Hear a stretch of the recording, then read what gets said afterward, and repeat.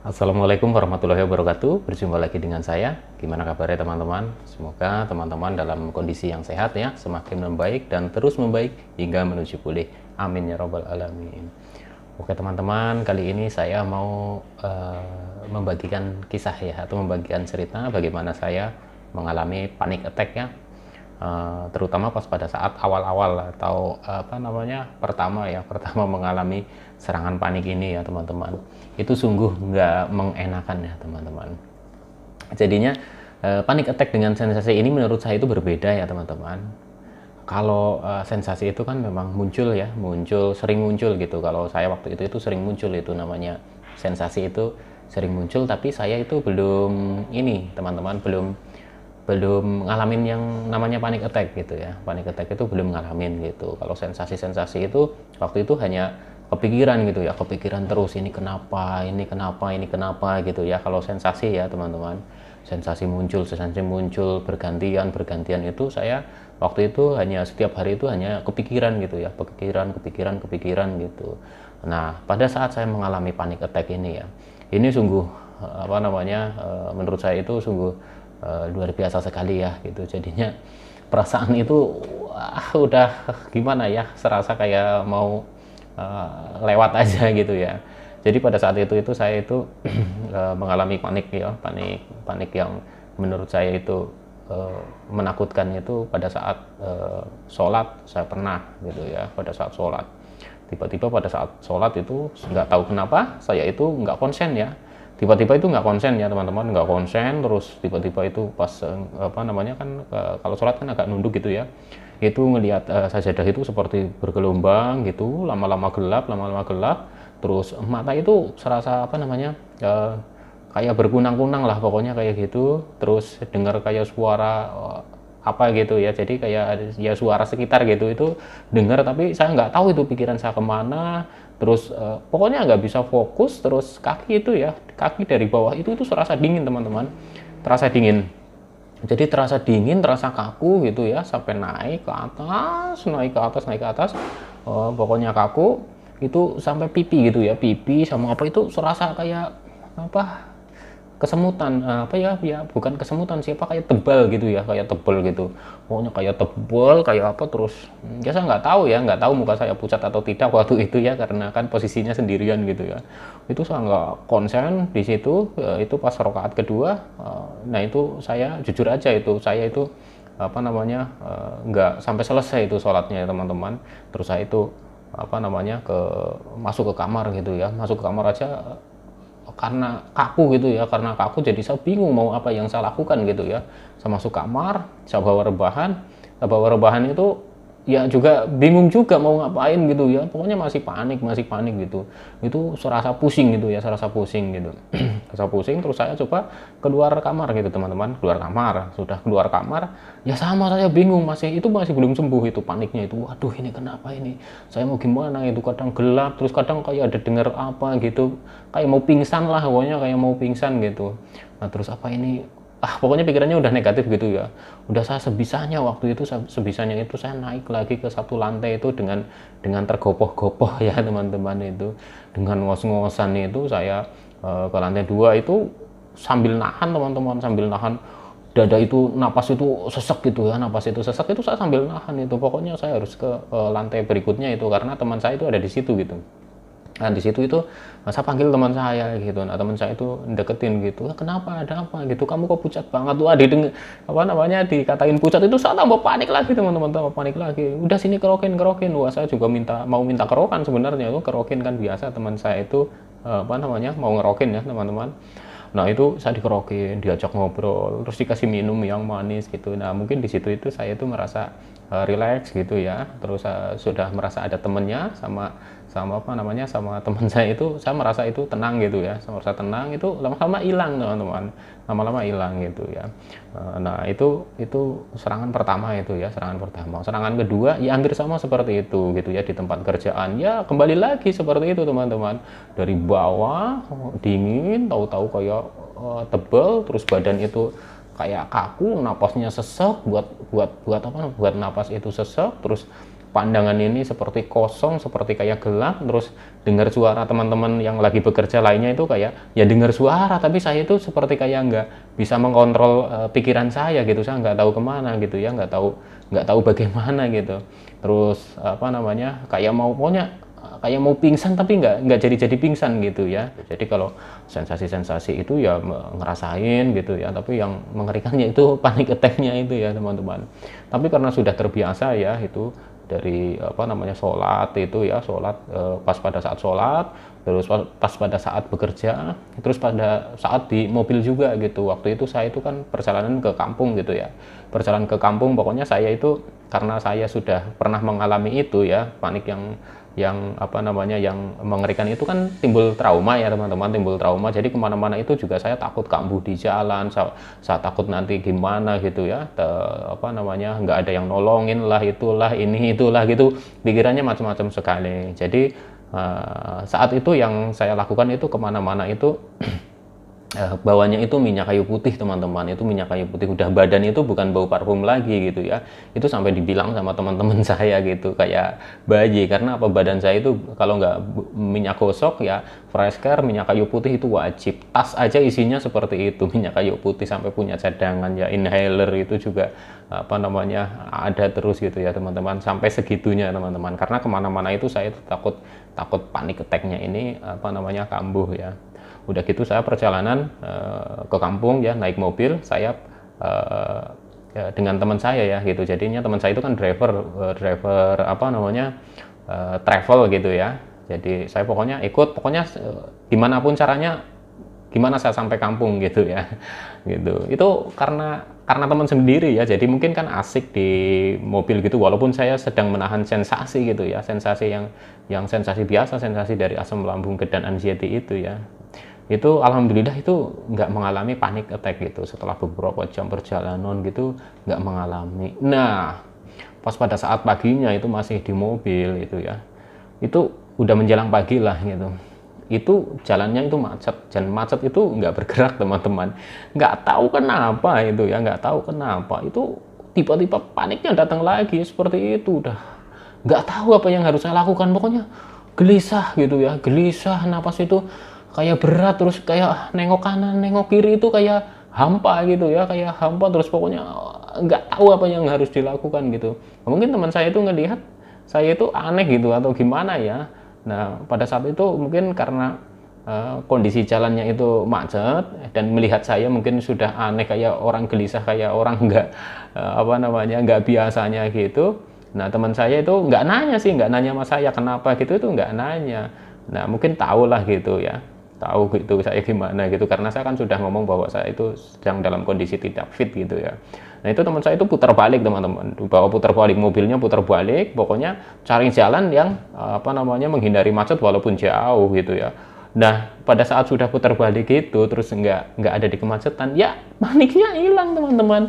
Bisa ya bisa senyum lah, bisa senyum, bisa maksudnya bisa napas, bisa lega lagi gitu. Nah itu seperti itu teman-teman, saya ngalamin seperti itu ya, sampai dengan di rumah teman-teman, panik attack yang di rumah ya, yang bersama dengan keluarga saya ini juga luar biasa teman-teman. Ini pengalaman yang menurut saya itu apa namanya benar-benar merubah saya ya, merubah saya.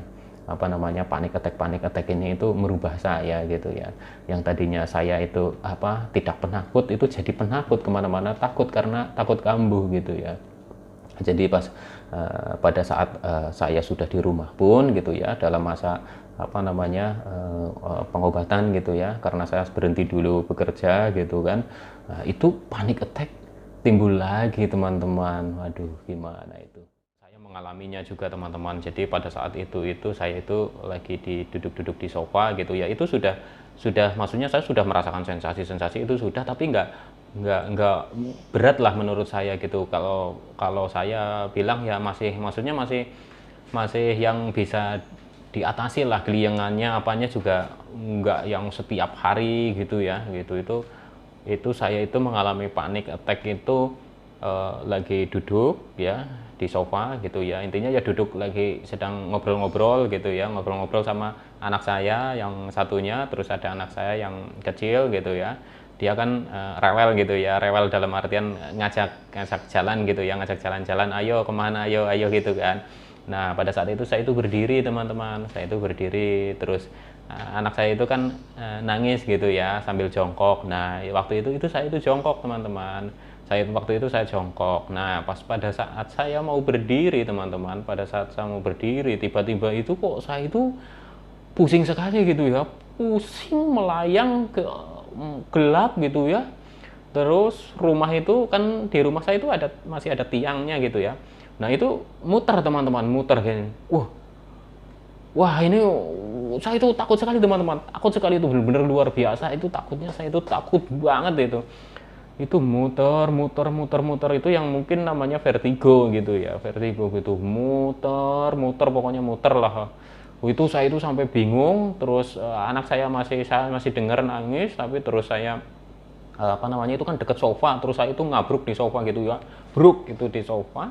Udah gitu terus saya panggil istri saya, terus anak saya itu dua-duanya saya panggil, itu saya rangkul begini. Nah ya nggak tahu ya istri saya itu melihatnya saya itu seperti apa, tapi intinya waktu itu saya itu sudah merasa bahwa wah ini sudah lah, ini sudah apa namanya wayahnya, waktunya. Pokoknya saya pegang terus, istri sama anak saya itu saya pegang terus gitu, pegang terus pokoknya sampai bener-bener saya itu nggak tahu gitu, aduh ini kenapa, aduh ayo mah ini kenapa, sebutan ambil minyak kayu putih, ambil minyak kayu putih. Nah itu waktu itu saya itu apa namanya diambilin minyak kayu putih, terus balur-balurin sini, wah itu masih puyeng sekali, gelap sekali gitu ya, gelap gitu ya. Terus saya itu bawa merem gitu.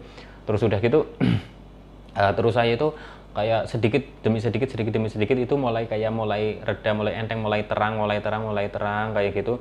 Tapi setelah itu lemesnya minta ampun teman-teman, lemes sekali itu, saya lemes sekali. Terus saya itu langsung apa ya nggak tahu gitu, secara otomatis itu saya itu seperti jadi sering melamun, sering nggak tahu pikiran saya itu kemana, badan saya di mana, pikirannya di mana. Nah itu mulai dari situ teman-teman, dari serangan vertigo gitu ya, serangan apa panic attack vertigo ini ya teman-teman, dibandingkan dengan panic attack yang pertama. Ini yang kedua ini sensasinya ya tambah luar biasa gitu. Nah disitulah tambah lagi jadi traumanya saya gitu ya teman-teman, nggak berani ke sana ke sini ke situ gitu kan. Akhirnya ya itulah timbul yang namanya saya itu keliengan itu hampir tiap hari teman-teman, keliengan hampir tiap hari, badan nggak seimbang. Tapi ya bukan yang vertigo, tapi badan itu nggak seimbang, goyang gitu teman-teman. Nah pokoknya itu sampai di situ itu saya itu udah pokoknya bingungan lah, sebenarnya saya itu kena apa gitu ya, sakit apa gitu. Itu saya sudah bingung lah, intinya bingung teman-teman ya. Jadinya ya pokoknya dokter itu yang apa namanya ya, dokter lagi gitu ya. Terus akhirnya dari situ juga saya merasakan bahwa ini bisa sembuhnya itu bagaimana. Dan saya itu waktu itu saya berpikirnya ini apa, saya itu kena apa gitu ya, makhluk halus atau apa gitu ya, sempat berpikiran seperti itu teman-teman, apa saya ketempelan makhluk halus atau bagaimana itu ya bingung lah. Makanya kalau saya itu waktu itu berpikir, masa iya saya itu kena lambung kok bisa sampai seperti ini gitu, kena mah kok bisa sampai seperti ini gitu ya. Kalau sekarang ya saya itu menyadari lah teman-teman bahwa gangguan asam lambung, GERD dan anxiety itu ya entah itu awalnya itu dari mana, apakah itu dari pikiran kita yang stres terus akhirnya lambung kita kena, atau memang benar-benar dari lambung kita yang akhirnya menimbulkan sensasi terus akhirnya pikiran kita jadi kemana-mana. Itu juga saya nggak tahu. Jadi saya dalam perbaikan sudah mulai yang namanya berpikir positif lah teman-teman, yaitu saya memperbaiki 3P itu teman-teman, memperbaiki 3P ya, untuk pola hidupnya, gaya hidupnya, terus pola makannya, terus pola pikirnya saya coba perbaiki pikiran-pikiran negatif saya kurangi ya teman-teman. Jadinya ya saya udahlah berpikirnya bahwa saya nggak tahu ini sebenarnya dari lambung dulu terus kepikiran, atau dari kepikiran itu jadinya ke lambung, itu saya nggak tahu, karena itu kan putaran yang apa dua-duanya itu kan putaran yang susah ditebak dari mananya dulu gitu ya. Jadi ya saya itu ikhtiar lah, kalau memang di lambung saya ada masalah ya saya mau ngobatin lambung dulu gitu ya. Akhirnya saya itu ke dokter spesialis dalam itu yang merawat saya itu, yang agak lama itu ya teman-teman ya. Nah di situ terus ya saya didiagnosa itu ada gangguan asam lambung, terus GERD juga ya, ya beserta kecemasan juga. Tapi di dokter ini yang spesialis dalam ini ya tahu saya itu apa namanya cemasnya tinggi itu tahu, tapi selalunya ya dibilang sama dokternya ya mikirin apa sih kamu gitu, ya sudah jalanin saja gitu, nggak usah banyak pikiran gitu, nanti juga sembuh gitu, kamu itu jangan banyak pikiran gitu, udah slow saja. Orang mikirin pandemi, mikirin apa ya, wong sama-sama semuanya juga merasakan gitu. Itu ya seperti itu. Pada saat itu saya itu seperti nggak mau nerima gitu ya, saya itu rasanya udah kayak gini banget, ini perasaannya kayak gini kayak gitu udah nggak enak banget, tapi dokter santai banget gitu jawabnya, apa yang kamu pikirkan sih gitu, udah santai saja, udah jangan dibikin cemas gitu. Iya saya takut kesini sana sini takut, terus perasaannya udah nggak karu-karuan, jalan juga sempoyongan dan lain-lain gitu. Ya nggak usah terlalu berat kamu pikirnya gitu, ya udah pokoknya jalanin saja gitu ya, pola hidupnya yang sehat gitu, ini makanan-makanannya juga harus kamu jaga gitu ya, seperti itu teman-teman. Tapi ya memang menurut saya itu benar teman-teman, benar gitu. Tapi waktu itu juga kan saya belum bisa menerima dengan apa namanya, dengan seperti menerima dengan hati ya, karena yang saya harapkan waktu itu dokter kasih saya obat dan nanti sembuh gitu teman-teman, pikirannya saya itu seperti itu. Ternyata ya enggak gitu ya teman-teman, itu juga harus rutin untuk mengobati. Kalau memang saya di apa namanya lambung ada radangnya, ya memang saya dikasih obat lambung atau obat peradangan dan lain-lain. Nah itu yang tahu kan dokter, saya cuma ngikut aja gitu ya, ikutin sarannya gitu ya teman-teman. Tapi ya benar itu yang paling pertama, itu benar yang dibilang bahwa terlalu banyak pikiran, terus apa terlalu sepaneng gitu ya. Kalau saya itu kan orangnya kan dulu kan seperti itu gitu, sekarang juga masih, tapi ya alhamdulillah sudah mulai berkurang gitu ya teman-teman. Kayak segala sesuatunya itu sulit menerima gitu ya, sulit menerima gitu, sulit menerima kenyataan-kenyataan buruk lah. Kalau menerima kenyataan yang baik itu sih ya apa namanya gampang gitu ya. Tapi kalau saya itu sulit menerima kenyataan yang buruk, sulit menerima kenyataan yang tidak sesuai dengan hati saya. Saya itu dulu seperti itu, mungkin jadinya saya itu kena seperti ini teman-teman gitu ya, terkena gangguan asam lambung, GERD dan anxiety, mungkin seperti itu gitu ya.